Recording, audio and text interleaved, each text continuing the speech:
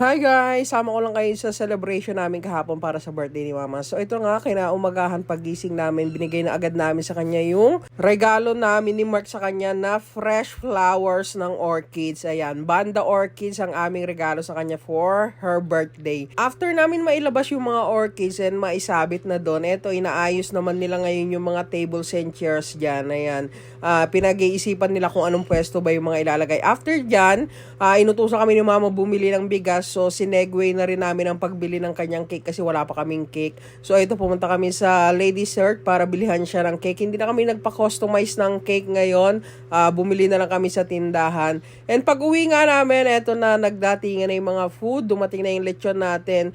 Almost lahat ng ating mga food ngayon ay order lang. In-order lang lahat ni Mama yan kasi ayaw niya na magluto recently napapagod na siya magluto-luto ng mga ulam-ulam pagka may birthday, kaya laging umu-order na lang siya. So, ayan yung mga food natin. May sisig tayo dyan, may calamares, may cordon bleu, and chicharon bulaklak, may mga putot kunchinta rin, may inihaw na tuna panga and fruits, and of course, yung cake na binili natin, ayan, happy birthday Mama ang nakalagay.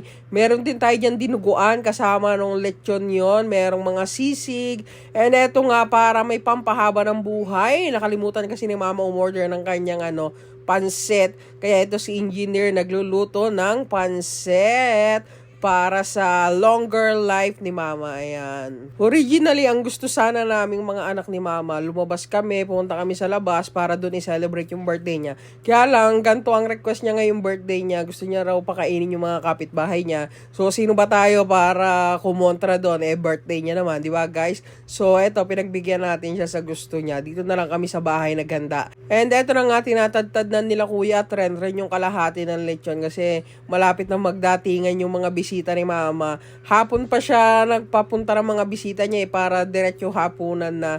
Ayan, so tinatadtad na yan nila Kuya dyan, nilalagay na dun sa lagayan. And ayan nga, isa-isa na nating nilalabas yung mga pagkain dyan para i-arrange sa may table. So ayan na yung mga natadtad na lechon guys. Ayan, puro balat yammers. And ito na nga, isa-isa na rin nagdatingan yung mga friendship ni Mama. Mostly naman sila lang talaga yung mga bisita ni Mama, yung mga friendship niya. Then yung mga kapitbahay namin, tatawagin lang namin or i-invite lang namin. Ayan, kanta-kanta muna sila habang naghihintay pa sila ng ibang mga friendship nila. And nung nagdatingan na rin, mga nagsikain na rin sila. So ayan na, nagpapaypay sila dyan kasi medyo malangaw. Pero nilagyan rin naman namin yan ng kandila afterwards para hindi na mapagod magpaypay. So, ayan na ang mga bisita natin for today's video. And ito na ang simple celebration para sa birthday ni Mama ngayon. Pinalaro ko rin pala siya ng Deal or No Deal. Tingnan nyo doon sa nauna kong upload. Thank you for watching!